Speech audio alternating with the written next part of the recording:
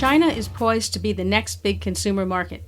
But even the most savvy marketers are struggling to succeed in this hyper-competitive, rapidly evolving market.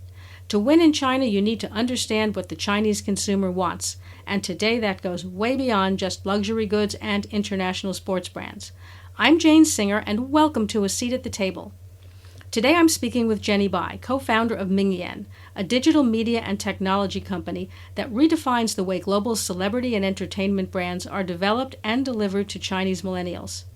Jenny has spent over 15 years in China brand development, marketing, and media. Through hands-on experience, she's come to know the nuances of what resonates with China's young and incredibly sophisticated consumers. At the same time, she's learned the ins and outs of China's ever-changing social media and integrated technology. Jenny's advice and insights into what Chinese consumers want from brands and how to deliver on that will be invaluable in helping us avoid making some of the costly mistakes that other brands are making.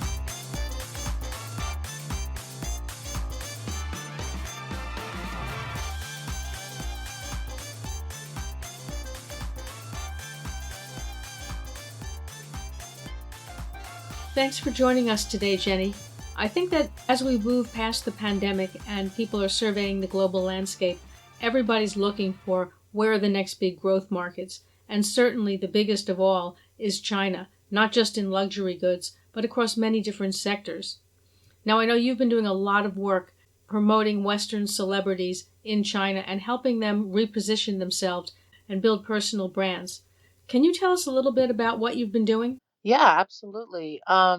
It's been interesting to see people's renewed interest in China, especially now. I would say as you can kind of watch the TV programs in the States come back online and people are going back into filming, everyone else, like the musicians and other types and athletes and everybody wants to also get back into it, right? And so now we're kind of seeing a little bit more interest than we normally would in the market since China really is the only economy that's has continued to just chug along. Right. I think people have also had time during quarantine, especially the music artists, to really think about how to restructure their model because a lot of them would be touring right now otherwise, Right.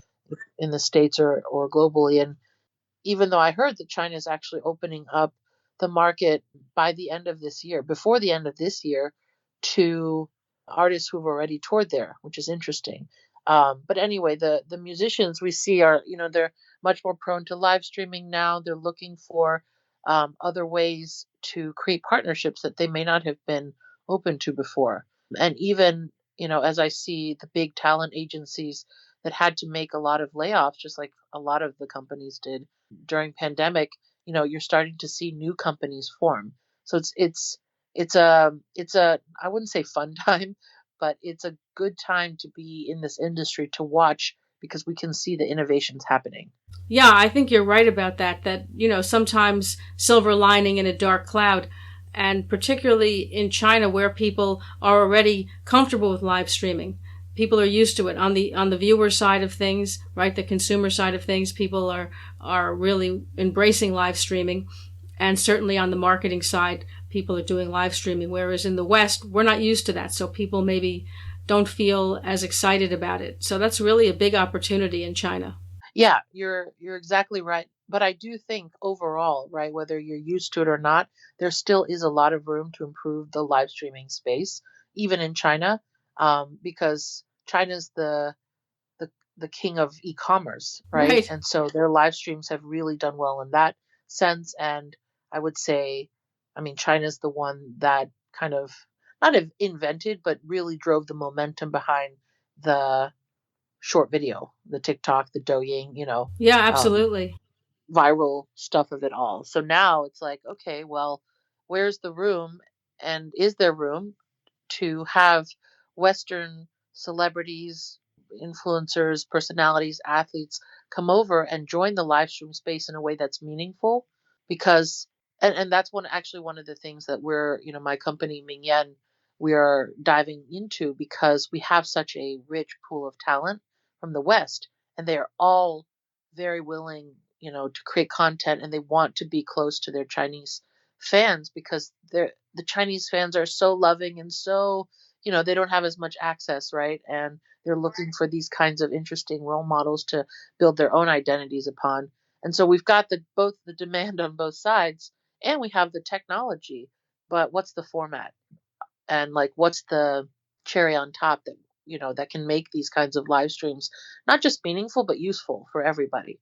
So I'm also curious to see what happens with what we're doing and just the landscape in general, because there are also the big partners, like the Tencents and the Weibo's of the world, who live and breathe this every day, but it doesn't necessarily mean that they will be innovating the content. Right, right. They're more of the platform, I suppose. Yeah. I mean, we did a live stream the other day with a TV actor, whose TV show I think was 8 years long and was one of the number one shows in China. And we had him connect with a local singer and actress, and she was a judge on one of the biggest reality shows in China. And that live stream had over 28 million views. Wow. And those numbers are just like, what? Yeah, They're staggering, right? staggering for I guess, the average Western consumer. But that to us was like, oh yeah, no big deal. Yeah, for And sure. just took like a short little tech rehearsal. I think there's going to be a lot of innovation we have to do around the bilingual stuff on how to like really cross borders in that way. But just the viewership alone, the audience is there and they're hungry and they're waiting. Yeah, I think that's really exciting. And I think that's what a lot of brands need right now, because they've sort of maxed out in their traditional markets. They've grown as much as they can. And at a certain point, right, you need to see, well, where do we go next? So you were saying that, that as advanced as China is in terms of live streaming, that there's opportunity to take that even further. What opportunities are you seeing? I think primarily when I was saying format, by that I meant just the type of content, the way a live stream is structured. Is it just because, like on Instagram, you're just live streaming. You come on, you have something to say, or you're like Miley Cyrus, who really created a show, Right. right in the middle of quarantine, and that did really well. But it was still in the form of a talk show. So we're still taking traditional formats and applying them in new mediums. But Mm. now it's like, well, we have seen that this can change because of the TikToks and Douyins of the world, because now everybody's creating videos like that. And whether it's a different generation or not, some of the content, you're like, I don't even know how people came up with that stuff. I don't know why people are interested in these dance challenges on TikTok, but they are, right? Right, So the right. same goes with live stream, like, and to your point about the brands, it's like, who is going to be the inventor? Who is going to be the one that shifts the paradigm on how to create real, finally, and this makes people like me, cross-border people, so happy. How do we finally create communication between cultures in a real way that's not just packaged and sent over, because too long, like, and that's the whole point of social in general. That's what it's done, right, to the internet, but it hasn't done it fully to global Right. conversations that matter, that impact people's lives in that way. So I'm very curious. I would say brands in China, they tend to affect the way data is. They tend to affect the data online, but the real innovators of content are going to be the influencers, the fans, the companies like us who are trying to connect people. I'm just very curious which direction that will take. Will it be episodic, like a TV show? Will it be shorter? What's the length? Is it multiple guests? Is it, I don't know. That's the cool part. Right. Well, I think that's really interesting, because I think that, as you're saying, there have been formats that have been developed and become part of the culture in Western markets, and then China's coming through with a totally new perspective. So it'll be very interesting that, what people are thinking when there's no pre-existing sort of parameters, or this is the way we always do it, or but you got to do this. When you're coming in from China, they're coming in with a clean slate, which is very exciting. It's a sort of a blank canvas. Yeah, and I think in this case, you're gonna have to really listen to the consumer and the viewer, because it's about what's interesting to them, right? Think about the concerts. Everyone is now trying to have digital concerts, but everybody has Zoom fatigue. So how are we going to solve that? Right. And the people that are trying to figure it out are the ones in the infrastructure, the ones who have the content. But I mean, they might be asking their audience, but no one is giving a forum to the audience, who's tired of it. Like I myself don't think I could sit through something that's another live music thing. Like, Right. what's the difference? I just go on YouTube or I have my Spotify account or whatever. Like, I can find music just fine on my own, right? So it just means, okay, well, other than knowing that it's being performed live, what else? What other perks, what other value do you provide me? And I think that is what we're truly missing, not Mm. just in the pandemic world of Zooms and stuff, but also just that, not the problem of, but the issue of solving cross-cultural communication. It's like there is that reality element that's missing. So what do you replace it? What are the new values that come out of in this new world? That's really interesting. That's a very interesting way of looking at it, because I think that most people are just looking at taking what they have and then selling it into international markets without understanding. Sometimes you need to repackage it, and sometimes what's relevant in one market is not relevant in another, but something that has no meaning in your traditional markets might be very meaningful in a new market. Absolutely. And I think because I've been, and because we've been in the cross-border market for so long, we take for granted the understanding of how to localize, Right. and what that truly means, because it even comes down to the very just literal language of things. A lot of people, and I didn't know this before, a lot of people just don't understand the idea of translation. It's not just a Google Translate, it's not a Right. literal word for word. It's everything that you are and think and see, it being a part of a certain culture. Mm. And to be able to just be a translator, whether it's interpreting or you're writing literally English to Chinese or whatever languages, you have to understand the perspectives of both to do a good job. So that's a job that's been around forever. But can you imagine now we have to like blow that up times 10 through every visual, every audio, every text, every hint of anything that we're trying to say. How do we communicate it effectively? So Right. that's the job that we've got, is to figure those things out. Yeah, I mean that's a huge challenge, and I think that that's a very important point. That most people do think that translation is just throw it into Google and you're ready, but it really is a matter of how it will be perceived on the other side and the nuances and how to communicate that.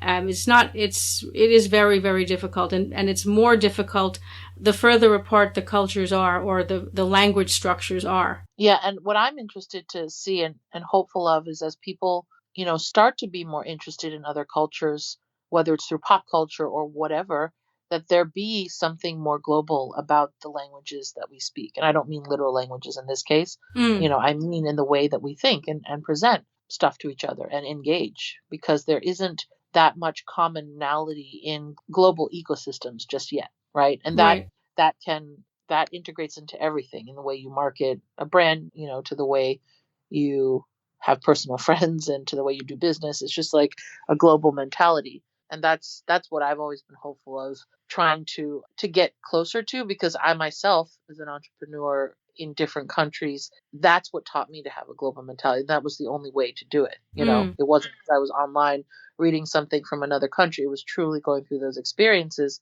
Otherwise, I'd never would have had the fortune of being able to think across different cultures and different mindsets. Right. So what you're doing through Mingyian is taking Western celebrities and helping them build personal brands in China. As you were saying before, you're not just simply taking sort of the package that they've created in their home market and just simply shipping it off to China. You said that you're having to reinterpret them, so to speak, for the Chinese market. So what might be some of the differences, some of the things that may be more meaningful to people in China or less meaningful than they are in the Western markets? I think if we speak from a purely, let's say, celebrity to fan perspective, Okay. the history is that the pounds or just the access to these people, these famous people, has been limited, right?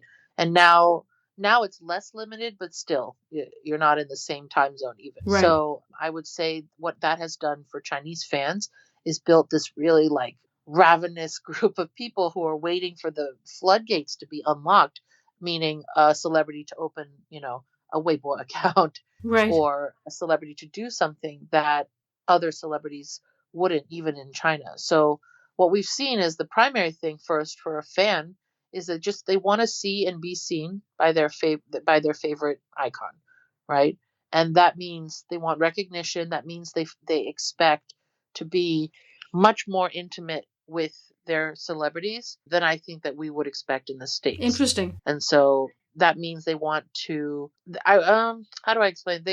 That means they want to see more about their life, right? That means they want more personal interaction. And so from a marketing perspective as a celebrity, any kind of content they do that's a little bit more exclusive or that's directed to China goes so much longer than content that they would do in that way for the States, you know? Wow. So, in a sense, for a Western celebrity that's looking to create a personal brand in China, it's important to show a lot more of the personal side of you, sort of not just the performance side of things for which you became famous, but let them into your lives, so to speak. People tend to overlook that. We tend to think of it, more like a product that's just being sold on a shelf in a supermarket, as opposed to, like you're saying, building this very granular, very localized connection.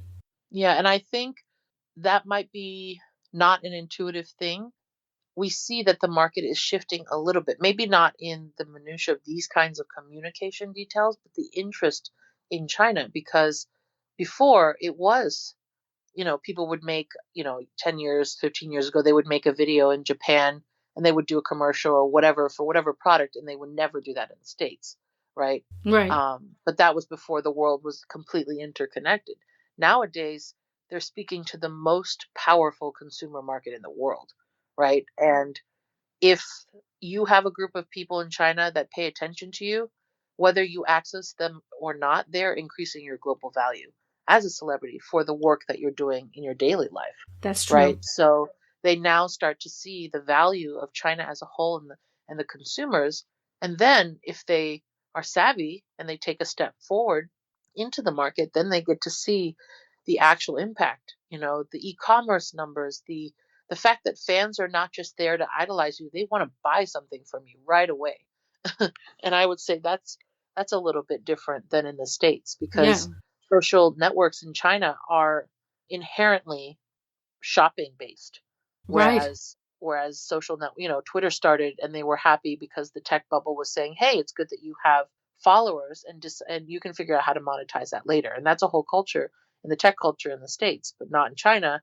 These giants may have been built on top of previous understandings of social networks from the West, but China took it 10 times and they innovated and they put shopping right in the middle of it. So everybody in China is not using cash. They're not even using debit cards. They're using WeChat Pay and Alipay, Right. right? And that means not only in a bar you can, swipe a QR code, but it means that the millennials and the Gen Zs, their fingers, they're just so easy and they're like so used to just pushing the pay button, right? Mm. So imagine something comes along online that you have revered forever and it's not been accessible to you. And now you, the celebrity, have something to offer. They will buy it.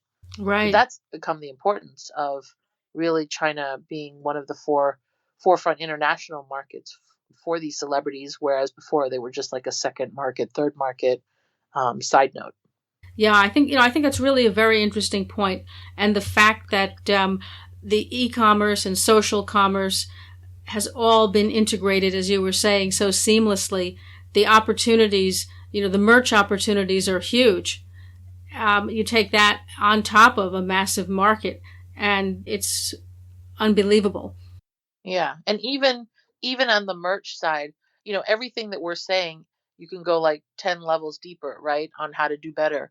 And even on the merch side, there's merch 1.0 and merch 2.0. And Right. like the 1.0 has been the same way that I would say people have treated famous people without getting deep in the sense of just let's slap their face on a t-shirt, right? Right. And that happened for a little while, probably 8 years ago in China.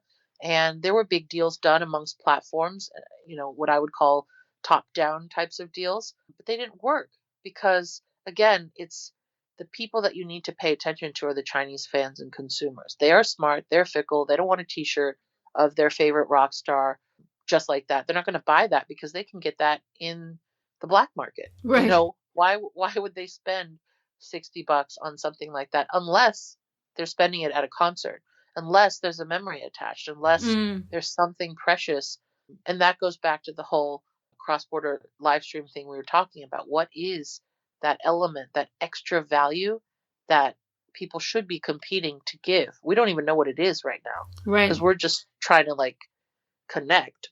But there is a very big piece of missing, and if you look at it just as a normal person, you're like, okay, yeah, obviously this is not a real experience. But if you're trying to build a business on top of that, you better quickly figure out what is that value and that perk, because that does make the difference between making $0 and really, really hitting it out of the park, especially in China. Yeah, I think that's very true. And I think that, the pandemic has really magnified that point, is that digital gives you a much wider bandwidth, so to speak, in terms of reaching more people.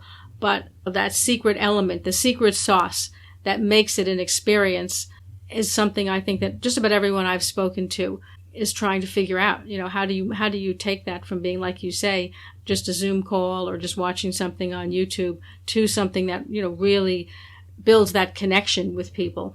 Yeah, and I think I don't know what the physical literal thing is, but my hunch is that it has to do with opportunity in a scalable way, right? Because now you're taking real world tangible things and leveraging the bandwidth thing that you were saying and really making it scalable. So you can only provide a certain number of experiences to people at a concert. But now Right. you're saying, okay, maybe I trade you the experience for an opportunity of something else, right? And so what could that opportunity be? Is it to actually help the fans and consumers? Is it to give them career opportunities? Is it to give them crowdsourcing opportunities and buy-in into creating things? Is it using that collective mind to kind of elevate the whole experience or the content? Like, so there's a lot of that kind of things I think people need to explore, but I don't see them yet exploring it.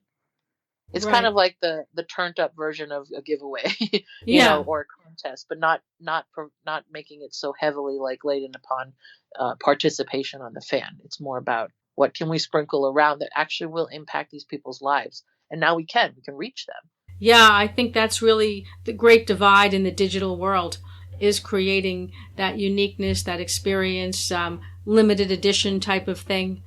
That, like you were saying, when you go to a concert, there's a limited number of seats.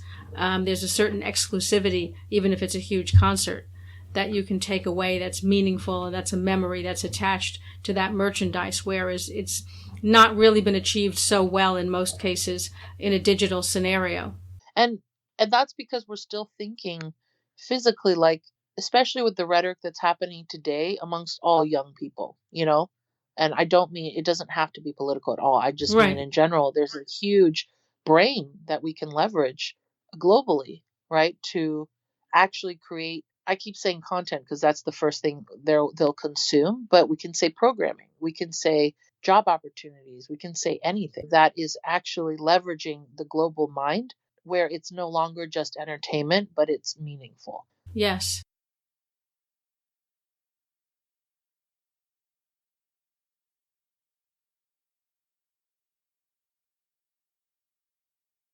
Yeah, I think that's another very critical point. And that is, from viewer making that leap to becoming a participant. Yeah. Much higher level of engagement. And the same goes for brands. Yeah. So you're working primarily with Western celebrities, bringing them into China. When you're looking at that vast pool of Western celebrities, what characteristics would you say cross over more readily into the Chinese market? We actually also work with brands, and the reason I say that is because it's all the same thing. It's just better storytelling. It's pulling the DNA of the brand, whether it's a person or a thing, and figuring out how to make that benefit the local crowd. So when you say characteristics, do you mean like? Well, I think that if you look at certain celebrities, for example, and celebrities are sort of easier to imagine because it is a person, so there is innately a more human side of things, right? With a brand, sometimes you have to work a little bit harder to humanize it, where if it's a person, it's already human. So if you're looking at all the celebrities, there's always certain ones that resonate better in certain markets just because of their particular personality or what they represent, or other characteristics. So if you're looking at China, what might be some of the things that appeal more in a broad way, because obviously China is a huge market and there's many, many, subsets and niches within, but, in a broader stroke, what would you say? In general, it's in the categories of positivity and humor.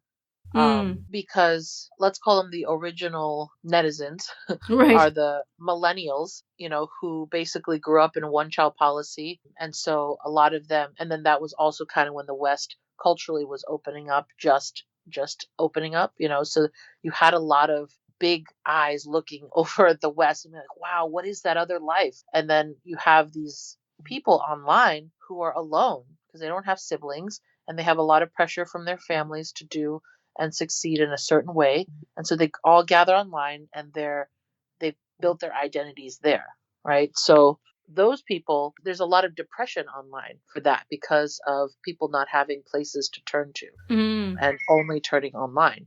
And so that, I mean, that carries over. Now, I would say the modern version of that is online bullying. And so, and for I would say the Gen Z nowadays. So everybody responds well to humor and to uplifting stuff. So it's not a specific characteristic of a person, but it's more how they communicate their message. And that's why brands are obviously all using influencers and stuff, and they're using it like to a point where you can't even, it's like very tiring yeah. because it's who can get the biggest influencer, who can hold the coolest party, Mm, but they forget. They take one step forward, which is okay, let's humanize ourselves. And the same goes with celebrities. Let's, align ourselves and make friends with local influencers or whatever. And then once you have that army of people who are on your side, they give them pictures, they give them products, they, ask them to take photos, and it becomes a top-down viewing experience again. And they right. forget the participation of the market. And so the characteristic of humor and the positivity stuff is always ends up being a two-way street. The content that's created has to be crowdsourced because it has to be something that really speaks to how to inspire a certain, target demographic, whether it is humor or inspirational stuff. And so that's where it really works because we see a lot more participation and feedback from the audience. Yeah, I think that makes a lot of sense. When you're talking about positivity, that tends to be more universally defined. But if you talk about humor, humor can be very culturally specific because there's many types of humor. So how do you take someone who may be coming from the West where sarcastic humor tends to resonate and then translate that into something that would appeal to a Chinese market without that celebrity sort of being out of character, if that makes sense? That's a good point because we're trying to protect the brand integrity, right, of the Mm, celebrities, and we don't want them to just be something they're not. Friends was such a big and famous TV show in China, and I could never figure out why until I saw later on that, then they also liked shows like Two Broke Girls and stuff like that. And the commonality between shows like that is it's all a very simple slapstick humor, exactly. and that's kind of where the basis starts. And so with that kind of humor, it works well for memes, and emoji type stuff, and like Yes. sarcasm is lost unless it's in that slapstick way. A lot of what we do is take the visuals of the celebrity and integrate them with the visuals of local meme culture. Right. For example, we had an NBA player who he had a video go viral in the States, and it was just his face being confused. And then a year later, it started to like make some noise in China. And this is our client, and we were like, "What is going on with this face?" And so Mm, we jumped on it. We really spread it in the terms of we took a lot of influencers and we created a lot more memes. We had a lot of UGC from fans taking the NBA player's face and putting it on like local Chinese dramas and stuff. And we blew him up into the most viral Western meme in China. wow. And so it started as just on a meme, right? And it started as commentary in UGC. And then it turned into right around then, the Olympics were happening, and on CCTV, the main TV channel, I guess, in China, they were filming the Chinese swimmer who had won bronze, but she didn't even know. And so she came out of the water and they're like, "Did you know you won?" And she made this crazy face.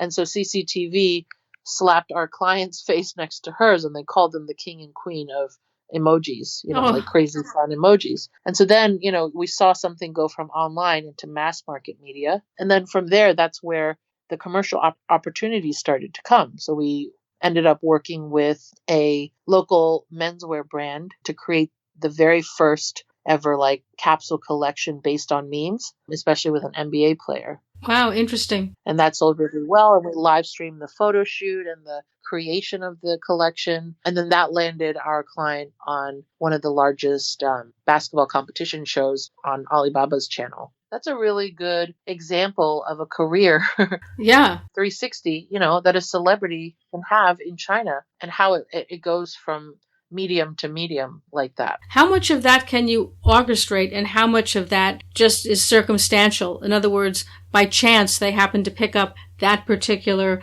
basketball player, you know what I mean? So they saw this woman get out of the pool, make this face.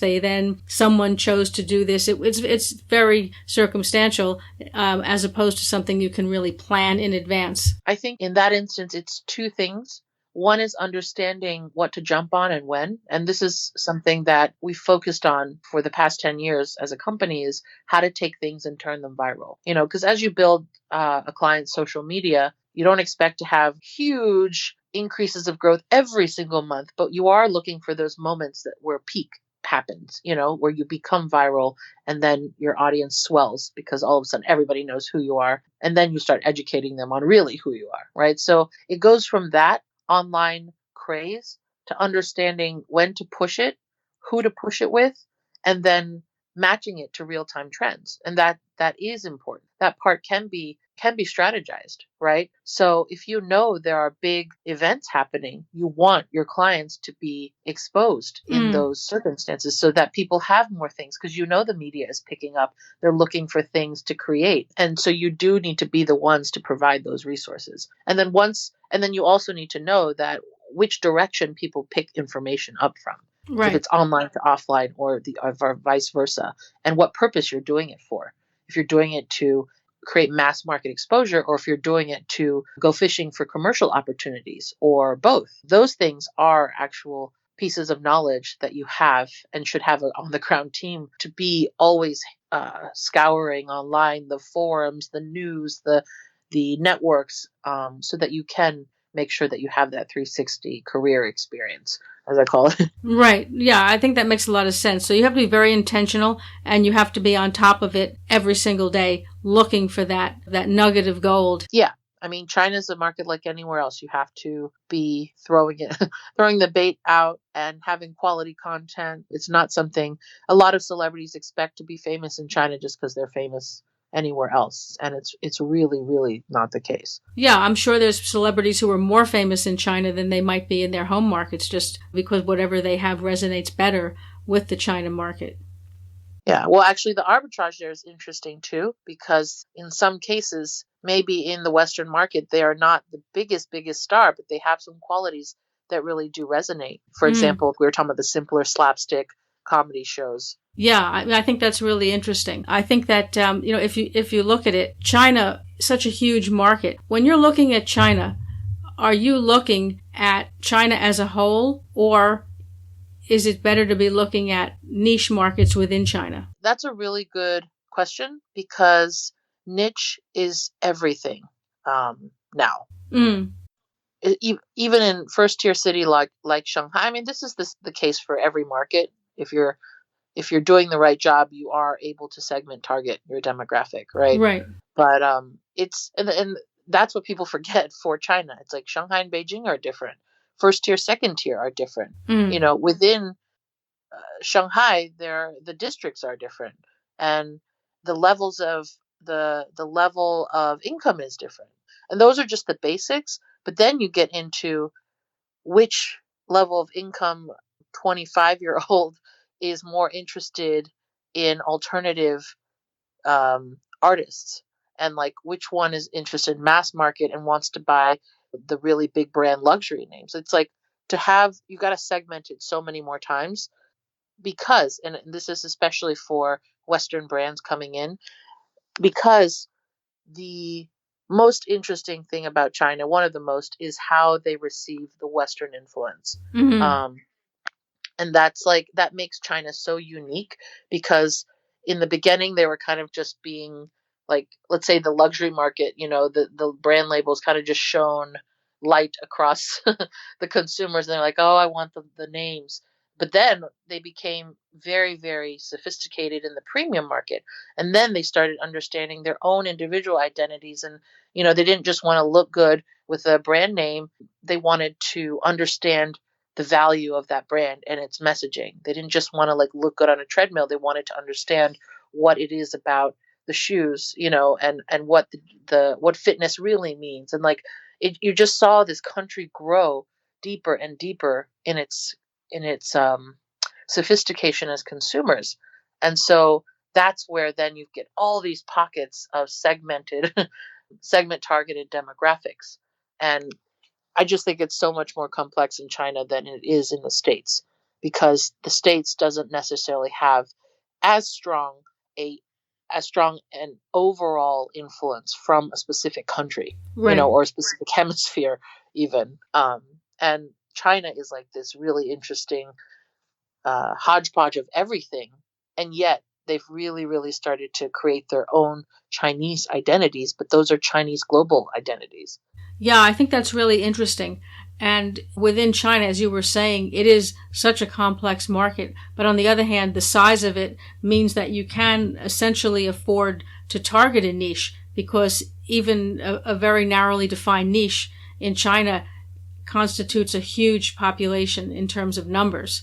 So it makes it viable. Yeah, it's a good point. Whereas elsewhere, that niche just may not be enough to justify trying to market to them. Absolutely. And I mean, even just numbers, and this is on a big scale, so it's not niche, but the number of people online Mm, in China is more than the number of people who live in the United States. So right. just that alone, you're like, okay, I'll take my little corner over here. Yeah, it makes it, the perspective is so totally different when you're talking about those size numbers. But on the other hand, as you were saying, to succeed in China, you really have to start in a niche and grow from there. So I think that if you're looking at China right now, what do you see as some of interesting niches? When I look at the Chinese market now, it's more about premium and mass market customization. It's not a topical niche necessarily, but it's more how you approach them. For example, like I was saying with the luxury brands, it used to be a luxury market, right? Right. But that was kind of when the brands were first entering, and it was used as a gifting device in the government and just across businesses and companies and stuff. So it was really looked at as kind of a cash value, and saying and giving them face, and Mm, and trading expensive things. But as the consumers got more and more access to different products, they became more discerning, and they this is when it changed into premium. right. So you go from, and I'm just using random brand names. Okay. It's not necessarily these brands, but it's like you go from Gucci to Supreme, because now they want to know, well, what is the culture, the skate culture of Supreme? Oh, Supreme comes from New York. Oh, I want to be, I like the New York lifestyle. Or I saw some celebrity or something that was from that region. And so they have an identity with that place. Or maybe someone is more into Southern California. And so it's like it goes deeper into the different factors behind the different brands. And then on top of that, it doesn't mean they just want some random brand. They still need this mass market credibility, but they want it to be customized to them. And so we've seen a lot of success in, like, let's say perfume brands, right? Who aren't just the Chanel sitting on in the expensive department stores, but they are these full experience stores, whether it's online or offline, that allows you to create your own fragrance, but still have a brand name to it that's premium and recognized. Yeah, I think that's really interesting. And to be able to create that sense of, as you're saying, mass customization, and do it in a way that's affordable and that's on a production side of things viable is going to be an interesting challenge for brands. Yeah, absolutely. Obviously, there's so much to talk about with regard to marketing to the Chinese market, whether it be celebrities or brands or other products. But if we could talk about it for a long time. But in summing it up, because we can't go on forever, what would you say would be your key piece of advice to people who are looking at marketing into China? I think if you can help yourself by finding a local team, and I'll plug us just here, Okay. Mingyian, I would say do yourself a favor and find an on the ground team. and I'll plug myself here quickly. Mingyian, Mingyian. We help Western celebrities and brands really go viral in the market, right? But whether it's us or not, to have that local, not just expertise, but perspective to understand what are you doing wrong. There's Mm, so much ego that comes with these huge brands. And even if you're not a huge brand just yet as a person or a commodity, like, how do you even know which way is north if you don't have any local perspective? So that's one. The right. second is you need to understand the long term um, strategy that is China. China will give back to you what you give it, and you need to pace yourself. And marketing first always helps. People, they get very, very like concerned with having all the infrastructure and everything down pat before they even say a word to their Chinese audience. But they need to know that this market is so fast paced and fickle in a good way, in the sense that everything's changing all the time, right? So you need your local people to tell you that, but you need to be able to adapt to that. So having all of your infrastructure in place, where especially places like China that have innovated things like cross-border shopping, and not just innovated it, but the consumers are used to it, right? And they're seeking it out and they're open to it. This gives you a lot of leeway as a brand or a business to start iterating your message, start testing your content, start figuring out, where is your niche? Where do you belong? Who are you talking to? What do they like? Where do they live online? All those things are really important, not just for the color on your poster, right? But Mm, how you present your product, or who you are, or your IP. That fundamentally has to have a root in it that grows from China.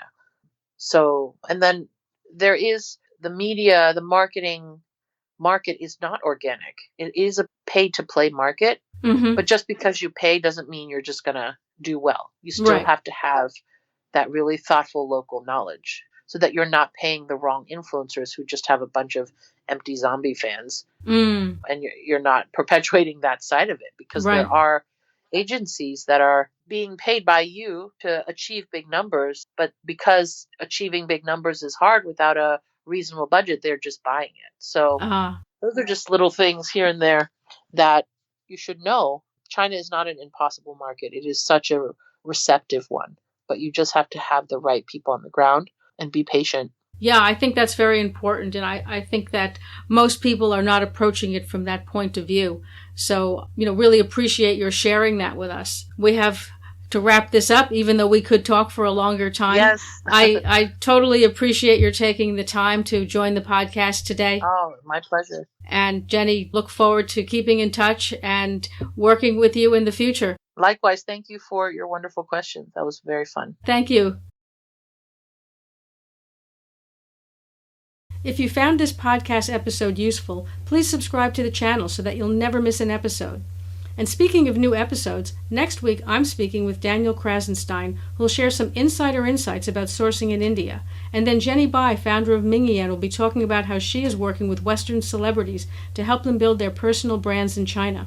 And if you haven't listened to our previous episodes, check out the playlist, where you'll find leading professionals discussing direct-to-consumer brands, a new look at Bangladesh, why retail is in the state it's in, an upcoming blockbuster movie with a lot of merchandise opportunities, and much more. You can find Jenny's website address and much more in the show notes for this episode. If you found this podcast episode useful, please subscribe to the channel so that you'll never miss an episode. And speaking of new episodes, next week I'm talking with Dean Clegg, Global Sourcing Director for Sainsbury's, who'll be discussing some of the changes that he's been making within his supply chain, how Brexit might impact sourcing from Asia, and what he sees as the biggest challenges for 2021. If you haven't listened to our previous episodes, check out the playlist, where you'll find leading professionals discussing direct-to-consumer brands, a new look at Bangladesh, why retail is in the state it's in, an upcoming blockbuster movie with a lot of merch opportunities, actionable advice for executives who are looking for new jobs, and much more.